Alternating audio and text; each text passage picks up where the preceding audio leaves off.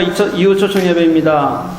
내일부터 이제 생명을 품은 특세 일주일 동안 진행이 됩니다.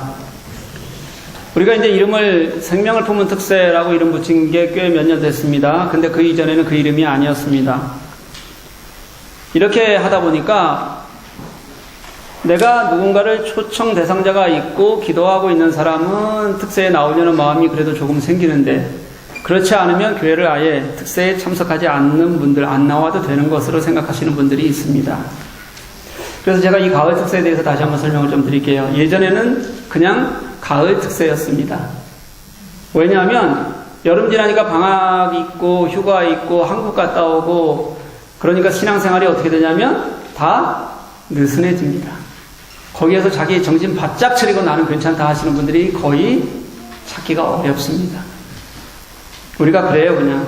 그래서 우리가 1년에 몇 번, 4번 특세하면서 처음에 4번 했어요. 그 중에서 가을 특세 한번 하자. 그래서 우리가 가을 특세 때 좀 느슨해진 신앙생활을 좀 바로 잡고, 그리고 좀 기도하면서 그렇게 좀 가자라는 게 이 특세를 하는, 그래서 다시 좀 기도했으면 좋겠다는 게 특세, 가을 특세의 목적입니다. 그런데 이게 이후 초청 예배와 시기가 비슷하게 들어가는 거예요. 그래서 그러면 이후 초청 예배 때 생명을 품고 같이 기도하는 것도 같이 하면 좋겠구나 해서 두 개가 결합이 돼 있는 겁니다. 그러니까 그것과 관계없이 누구나 다 특세 때 와서 좀 기도하고 내가 신앙생활을 해야겠다, 좀 정신 차려야겠다라는 생각, 그리고 하나님께 매달리겠다는 생각은 누구나 해야 되는 거 맞는 거 맞죠? 그런데도 불구하고 내일 만약에 시작되는 특세에 나는 안 나왔다. 그럼 이게 무슨 뜻이냐면, 나는 느슨하게 살든 말든 신앙생활 어떻게 하든 당신은 터치하지 마십시오. 이런 얘기가 됩니다. 주여? 제가 내일부터 누가 그런 마음을 가지고 살아가는지 한번 보려고 합니다. 같이 교회를 위해서 기도했으면 좋겠고요. 또 같이 개인의 신앙을 위해서 기도했으면 좋겠습니다. 그리고 같이 생명을 품고 기도하는 시간이 되기를 간절히 소망합니다. 네, 이럴 때 아멘 안 하고 언제 하려고 저를 여러분 아껴서 쓰는 거예요, 지금. 다시 한번 해봅시다. 그렇게 같이 기도할 수 있기를 간절히 소망합니다. 네. 그래도 안 하시는 분들 반이 넘죠? 이런 거예요. 나는 시키면 제대로 안 한다. 네. 그리고 안 시켜도 안 한다. 저는 이게 우리 교회의 매력인 것 같기도 합니다. 왜냐하면 그렇게 해서라도 우리 김만중 목사 기도시켜야지, 안 그러면 저 사람 기도하겠나, 우리 놓고 기도하게 해야지. 네. 아무튼 저도 같이, 그렇다고 해서 이걸 포기할 수는 없잖아요. 같이 기도하자, 영성 공동체가 되자 양보할 수는 없잖아요. 그렇죠? 같이 기도하십시다. 지난주에 말씀을 한번 더 올려봤으면 좋겠습니다. 지난주 말씀이 육체의 소욕과 성령은 이론이 아니라 삶에서 구체적으로 드러나는 것이다. 그렇게 말씀드렸어요. 그래서 육체의 일 15가지, 성령의 일 9가지, 성령의 열매 9가지 봤습니다. 그런데 이 육체의 일이라는 걸 우리가 살펴봤더니 이게 다 우리 속에 사실은 다 가지고 있는 것들이더란 말이죠. 그만큼 우리는 여전히 어디에 매여 산다? 육체에 매여 살고 있다는 겁니다. 그럼 이 육신의 일들을, 성령의 열매를 맺기 위해서 육신의 일들을 어떻게 우리가 해결할 것인가? 성경은 이렇게 말합니다. 그리스도 예수의 사람들은 육체와 함께 그 정욕과 탐심을 십자가에 못 박았느니라. 아멘. 육체는 단호하게 그리고 냉정하게 십자가에 못 박아야 된다. 그리고 나는 한번 십자가에 못 박은 그 못을 다시는 뽑지 않겠다. 이 태도요. 이게 육체를 버리는 방법, 첫걸음이라는 것이 지난주 말씀의 핵심이었습니다. 그리고 오늘 말씀으로 한번 들어가 봅니다. 그렇게 육체에 대해서는 십자가에 못 박는다면 성령에 대해서는 어떤 태도를 가지는 게 맞을까요? 이건요, 이미 앞에서도 여러 번 성령에 대해서 갈라디아서는 자주 얘기합니다. 이게 이론을 얘기하는 이론서라고 얘기했는데, 교리서라고 얘기했는데, 성령에 대해서 굉장히 많이 얘기해요. 그러면서 끊임없이 등장합니다. 18절에는 뭐라고 얘기하냐면, 성령의 인도하시는 바가 되어야 한다. 이렇게 말하고요. 25절, 오늘 우리가 읽었던 본문 말씀을 보니까, 성령을 따라 행해야 한다. 이렇게 말합니다. 이 두 가지요, 인도함 받는 것 그리고 행하는 것, 사실은 성령과 함께 한다는 것에는 동일합니다. 그런데 인도하시는 것과 그리고 성령을 따라 행하는 것, 이것의 깊은 의미는 아주 뚜렷한 차이를 가지고 있습니다. 저는 오늘 이 차이를 함께 나누면서 우리가 어떻게 성령과 함께 행해야 될지를 함께 말씀 속에서 나누어 보고 싶습니다. 먼저 18절에서요. 성령의 인도하시는 바가 되면 이건 수동태예요. 25절 말씀에 성령으로 행하면 이건 능동태입니다. 다시 말하면 인도하심의 주체, 주제, 주어는 누구냐면 성령님이세요. 그런데 행하는 것의 주체, 주어는 누구예요? 바로 우리라는 뜻이 됩니다. 이 인도하신다는 단어는요, 성경이 굉장히 많이 나오는 단어예요. 하나님께서 인도하신다. 예수님께서 우리를 인도하신다. 목자 되어서 양들을 인도하신다. 이럴 때 사용되는 단어입니다. 마찬가지로 성령도 같은 단어를 썼을 때는 성령께서 우리의 인도자가 되셔서 우리를 끌고 인도해 가신다라고 동일한 단어에 쓰는 겁니다. 성령이 우리의 주권자가 되어서 이끌고 가신다는 거예요. 성령은요, 육체의 욕심과는 정반대의 자리에 있거든요. 육체의 욕심과는 절대로 섞어 놓을 수 없는 것이 성령의 열매고 성령의 욕구입니다. 성령께서는 그런 자신의 거룩한 요구를 우리들에게 늘 요구하세요. 그냥 두지 않으십니다. 그래서 우리가 하는 일이 뭐냐면 그 성령의 인도하심에 따라 순종하는 것. 이것을 우리는 성령에 순종한다 이렇게 말하고 사는 거잖아요. 그런데 여러분, 이렇게 성령에 순종한다는 것이 수동적인 것이 절대로 아니라는 것을 기억해야 돼요. 인도하심을 따르는 거잖아요. 인도하시는 것은 그것을 인도하신다는 얘기는 그걸 따른다는 건데요. 그냥 네, 그럴게요 또는 네 라고 대답하고 마는 것이 아니라 인도하신다는 얘기는 성령이 요구가 있다는 거예요. 그러면 그 요구에 응답하는 것이 인도할 때 순종하는 거예요. 다시 말하면 그 응답 이후에는 네 라고 말했으면 그 이후에는 우리의 성령의 요구에 대한 결단이 있어야 되고요. 적극적인 삶의 모습이 있어야 그래서 인도하심을 따라간다, 순종한다 이렇게 말하는 거거든요, 여러분. 이걸 오늘 우리가 본 말씀에는 성령으로 행할지니 이렇게 말씀하시는 거예요. 성령의 인도하심을 받는 사람은 더 나아가 성령으로 어떻게 한다고요? 행해야 한다. 이게 사실은 굉장히 붙어 있으면서도 다른 의미를 가지고 있는 단어라는 거예요. 여러분, 우리가 성령에 대해서 얘기할 때 들을 때 오해하지 마셨으면 좋겠어요.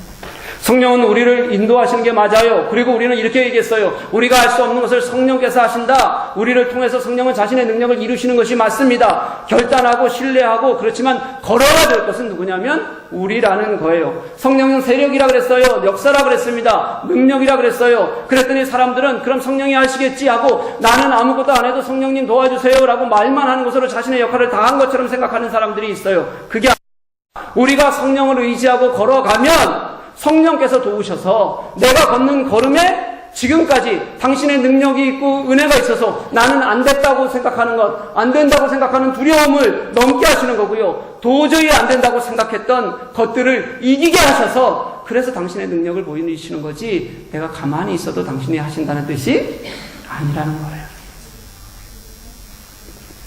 말씀에 좀 더 깊은 의미로 한번 들어가 볼게요. 이 행하다는 단어를 원문 그대로 우리가 해석하면 횡대로 늘어서다 이런 뜻을 가지고 있습니다. 깊이 그 뜻을 살펴보면 정렬하여서 걷다, 발 맞춰 정렬해서 줄 맞춰서 걷는 거고요. 줄은 꼭 맞지 않더라도 이 걷는 게 조화로워야 돼요. 조화롭게 걷다 이런 뜻을 가지고 있습니다. 같은 단어를 어디에 썼냐면 로마서 4장 12절에서 한번 나옵니다. 아브라함이 믿음을 따라 걸었어요. 그래서 아브라함은 믿음의 조상이니까 그 아브라함의 믿음을 우리가 따라서 같이 걷자라고 말할 때 같이 걷는 것 할 때 이 동일한 단어를 사용합니다. 다시 말하면 이 행한다는 것은요, 옳은 길, 하나님의 길, 그 길이 있으면 그 길을 함께 조화를 이루며 걸어가야 된다. 조화를 이루기 위해서 노력하는 거고요. 걷기 위해서 애쓰는 거고요. 그걸 우리는 성경에서 뭐라고 얘기하냐면 행한다 이렇게 표현하고 있는 거예요. 여러분, 성령의 요구에는 때로는 고난이 있어요. 성령의 요구에는 어려움이 있습니다.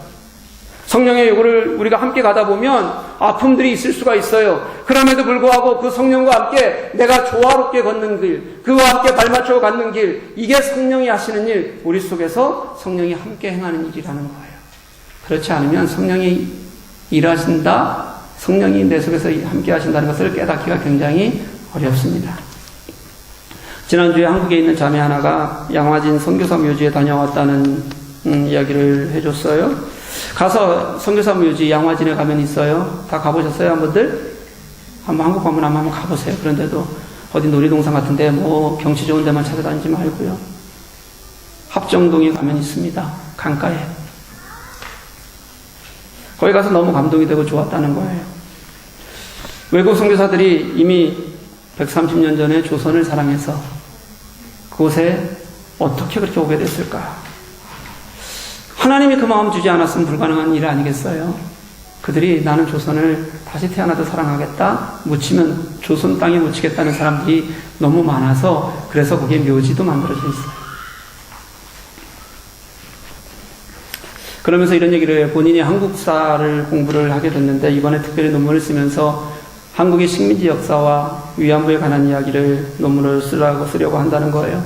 그러면서 양화진 선교사모지에 갔더니 자신의 마음에 주시는 하나님의 마음이 나에게도 한국을 사랑하고 또 복음을 사랑하는 마음 주셔서 가슴 뛰면서 할 수 있을 것 같다라는 이야기를 전해줬습니다. 제가 그 얘기를 들으면서 이런 생각이 들었어요. 그래, 성령과 함께 행한다는 것이 바로 그런 것이라는 거예요. 먼저 걸었던 성령의 길, 성령께서 우리를 인도하시는 일을 보니까 그게 아름다운 일인지를 내가 깨닫겠는 거예요. 알겠는 거예요. 그리고 그게 하나님이 하시는 것인 줄 알겠는 거예요. 그게 하나님이 하시는 일인 줄 아니까 그래, 나도 내가 이제는 나의 육체를 십자가에 못 박았으니까 이제는 그 길을 따라서 함께 발맞추어 갔으면 좋겠다고, 그래서 함께 걷는 것, 그렇게 걸었더니 그 환경 속에서 때로는 어려움이 있어도 그런 기쁨과 은혜가 성령과 함께하는 것이구나 라고 저는 그렇게 깨닫는 것이라는 마음이 들었어요. 앞에 길이 있고 인도하심이 있고 따라가고 함께 행하고 그것을 이겨나가는 가운데 역사하시는 은혜를 함께 기쁨으로 경험하는 거예요.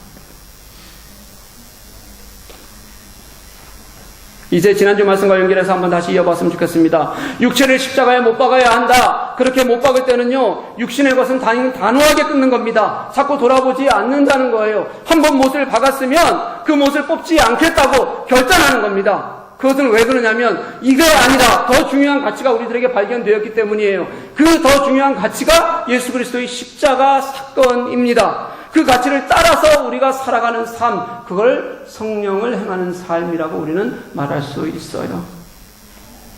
이제 육체를 십자가에 못 박았으니까 성령의 인도하심을 따라서 우리의 삶의 방향을 바꾸었으니까, 그러니까 이제는 아무리 힘들어도 그 길을 나는 하나님 걷겠습니다. 육체를 십자가에 못 박는 것과요, 성령을 따라 행하는 것, 이가 두 개가 당연히 하나가 되어서 아름답게 같이 모습으로 드러날 때 그게 진정한 그리스도인들의 삶의 모습이 된다는 거예요. 이게 우리의 모습이어야 돼요. 제게 답답함을 호소하시는 분들이 굉장히 많습니다. 굉장히 많은 게 아니라 대부분의 분들이 저에게 호소합니다. 성령대로 살기가 너무 어려워요, 목사님. 자꾸 넘어진다는 거예요. 여러분, 왜 안 어렵겠어요? 사탄은 세력이라니까요. 힘이라니까요. 우리 힘으로는 이길 수 없다니까요. 왜 안 어렵겠어요? 제가 이렇게 단호하고 간단하게 말한다고 해서 그게 쉽다는 뜻은 절대로 아니에요. 그래서 뭐가 필요해요? 성령과 함께 걷는 게 필요한 거예요. 그런데 네, 그렇죠. 원래 어려운 거예요. 그러니까 괜찮아요. 평생 그렇게 신앙생활 해보십시오. 그래도 우리는 진짜 기쁨, 성령을 산다는 것의 기쁨을 누릴 수가 없습니다. 신앙생활을 감성적으로 하면 때로는 내가 은혜를 사는 것 같아요. 때로는 내 속에 정말 하나님이 살아계신 은혜가 충만한 것 같아요. 그런데요, 감성적으로 삶은 절대로 안 변합니다. 그리고 고생하는 것조차도 하나님께서 나를 어떻게 새로 풍성하게 채우실까라고 생각하는 그걸 은혜라고 생각하지, 그 자체가 하나님의 은혜라고 생각하지 않아요. 신앙은 삶입니다. 그것도 어떤 삶이냐면 우리의 가치가 완전히 이제는 우리의 죄 속에서 다시 새롭게 구속으로 불러주신 하나님을 믿고 그 새로운 생명을 사는 삶, 이게 신앙이에요, 여러분. 사랑하는 교회 여러분, 우리가 성령에 굴복한다라고 얘기하고 순종한다고 얘기하는데 이것은 수동적인 일이 아닙니다. 내가 할 수 있는 모든 것으로 내가 성령과 함께 마음을 맞춰가고 내가 성령의 일하심에 나의 마음을 드리고 그리고 우리가 함께 우리의 삶을 성령을 따라 드리는 것, 이것이 바로 성령에게 굴복하고 응답하고 행해 나가는 것, 우리 함께 그 걸음을 내딛는 저와 여러분 되시기를 주님의 이름으로 간절히 소망합니다. 그렇게 살아야 하기 때문에, 그러니까 헛된 영광을 구하여 서로 노엽게 하거나 서로 투기하지 말아야 합니다. 우리는 오늘 26절까지만 읽었는데요. 26절 이후에 계속 이어지는 말씀이 성령으로 행하는 사람들의 삶의 모습이 기록되어져 있어요, 여러분. 그 말씀에서 하고자 하는 하나의 핵심을 찾자면 그 가르침이 그겁니다. 성령으로 행하는 것은 개인의 신비한 체험이나 감상이 아니라 진짜 성령으로 행하는 것은 다른 사람과 실천적인 관계를 맺는 것이다, 이런 얘기예요. 누구와요? 다른 사람들과. 나를 십자가에 못 박고 성령을 따라 행하면 결과는 어디서 나타나냐면 관계 속에서 드러나요. 혼자 성령 받았다고 방방 뛰고 뭔가 할 수 있다고 그러는 거 아닙니다.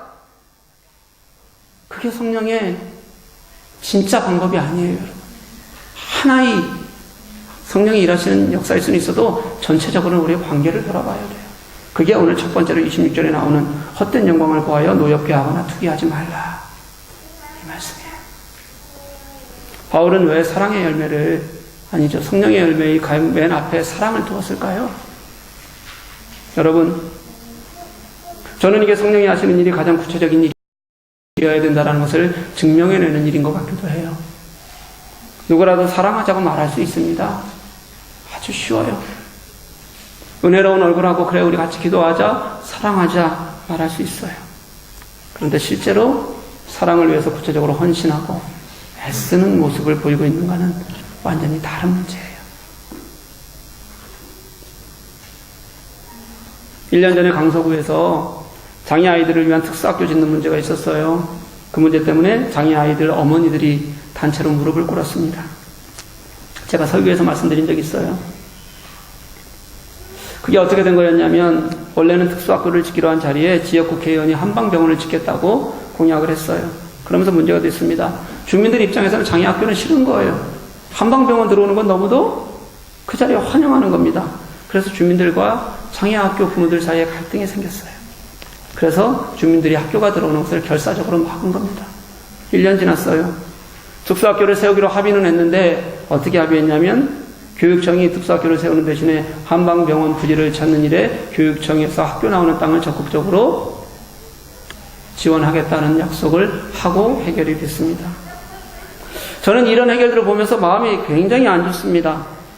멀쩡한 사람들이잖아요. 멀쩡한 사람들이 자기들이 좀 더 나은 시설을 짓겠다고, 진짜 부족한 시설, 한국 정말 부족하거든요. 더 이상 미루어서는 안 되는 그런 장애 아이들 학교 짓는 부지를 빼앗으려고 하는 거 아닙니까, 여러분? 그래서 결국 자신들의 이익을 얻었어요. 장애학교 아이들이, 엄마들이, 어머니들이 오죽했으면 단체로 무릎을 꿇고 제발 좀 짓게 해달라고 그렇게 이기적인 사람들에게 무릎을 꿇었을까요? 그러고 호소했을까요? 여러분, 그렇게 특수학교 반대하는 그 사람들 중에서 교회 다니는 사람들이 얼마나 많았겠습니까?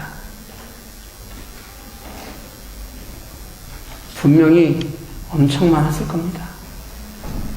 제가 서울에 살 때 성산동에 살았습니다. 성미산이라는 작은 산이 하나 있는데 아이들이 학습장이었고 놀이터였고 마을 사람들에게는 쉼터 같은 곳이었습니다. 그 산을 중심으로 도심에서는 보기 힘든 성미산 공동체라는 정말 아름다운 공동체가 생기기도 했습니다. 그런데 그 산에 유명 사립대학 부설학교 건설 계획이 생겼습니다. 산을 한 3분의 2는 훼손해야지 할 수 있는 공사였습니다. 그런데 그것 때문에 마을이 찬성과 반대로 둘로 쪼개졌습니다. 반대하는 사람들은 주민과 아이들을 위해서 산을 보조하는 것이 맞습니다. 공동체를 살립시다라는 거였고요. 찬성하는 사람들은 귀족 학교가 들어오면 집값이 오른다는 겁니다. 제가 살던 가구에 18가구가 살았습니다. 건물 안에. 꽤 여러 가정이 교회를 다녔습니다. 엄청 교회 열심히 다닌 분들도 많습니다. 그런데 저희 18가정 중에서 우리 가정을 제외하고 17가정이 모두 다 산을 훼손하고 학교가 들어오는데 찬성을 했습니다. 이유는 단 하나, 집값이 오른다는 겁니다.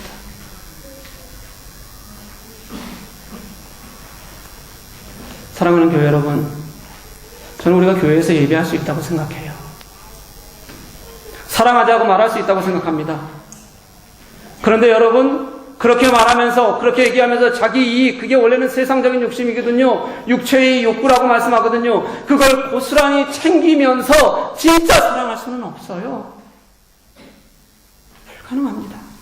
왜냐하면 성령은 육신의 욕심에 정반대에 계신 분이거든요. 내가 이 육신의 욕구를 십자가에 못 박고서야 우리는 진짜 성령을 따라 행할 수 있게 됩니다. 그때야 성령의 능력을 우리 속에서, 우리 삶에서 체험하게 되는 거예요. 그래서 성령으로 행하는 사람은 혼자가 아니라 공동체 안에서 진짜 사랑하는 사람이 되는 겁니다. 너무 분명하게 드러나는 거예요. 삶으로 나타나는 사랑이에요. 헛된 영광이 그겁니다. 성령이 없으면 우리는 그런 헛된 영광을 구하게 되어 있어요. 헛된 영광은 자기 자신을 부풀려서 공허하게 생각하는 거예요. 공허하게 부풀리는 거 없는데도 불구하고요. 그래서 자기 자신도 속고 있는 상태를 여기서는 헛된 영광 이렇게 얘기하는 거예요. 공허하고 헛된 영광을 쫓다 보니까 자기가 잘못된 것인지도 모릅니다. 그게 진짜인 줄 알고 자신도 그냥 속고 쫓아가는 거예요. 이게 어떤 사람들에게는요, 물질적인 것일 수도 있어요. 물질을 추구하는 것일 수도 있고요. 또 어떤 사람에게는 자기만 잘 살자고 하는 이기적인 욕망일 수도 있습니다. 또 어떤 사람에게는 자존심, 자만심 이런 것일 수도 있어요. 지난주에 제가 명성교회 말씀드렸는데 감사하게도 총회에서 완전히 뒤집혔어요. 얼마나 감사한지 몰라요. 그러면서 이런 생각이 들었습니다. 저들이 쫓고 있는 게 아마 헛된 욕망일 거다.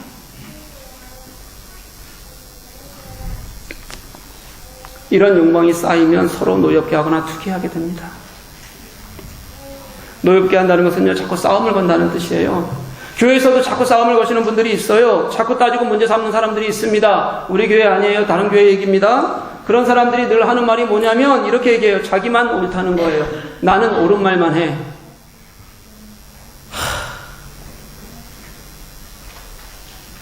진짜 말을 들으면 옳아요, 근데. 그런데 어떻게 옳으냐면 자기 생각에만 옳아요. 남을 이해할 줄 몰라요. 배려할 줄 몰라요. 말은 그래서 옳게 하는 것 같은데 행동은 아닌 경우가 많습니다. 교회에서 섬김이 없어요. 헌신이 없어요. 땀 흘림이 없어요. 사랑 없어요. 그런데 옳은 말을 해요.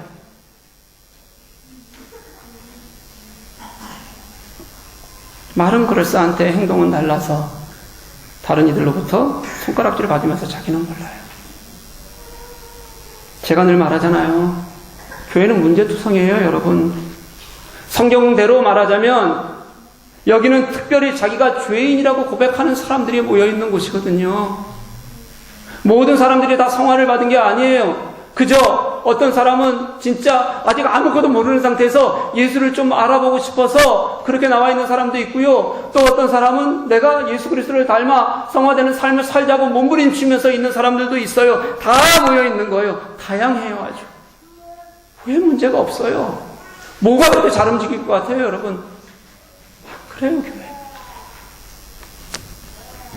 그런데 이 속에서 성령을 배우고 예수 그리스도의 십자가를 느끼고 은혜를 느끼면서 변화해 가는 겁니다. 그냥.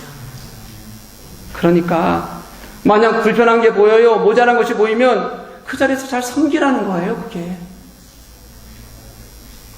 성령을 따라 사는 것을 보여주면 됩니다. 그러면 눈에 보이는 부족한 것은 싸우라고 보여주시는 것이 아니라 모자라는 것을 채우라고 내게 보여주시는 것이라고 믿으면 그렇게 헌신과 섬김이 우리 속에 나타나잖아요. 그러면 그것 때문에 주의가 은혜를 얻어요. 그것 때문에 주의가 바뀌는 역사가 일어나요. 그것 때문에 사람이 살려지게 된다고요. 그만큼 배우게 된다는 거예요.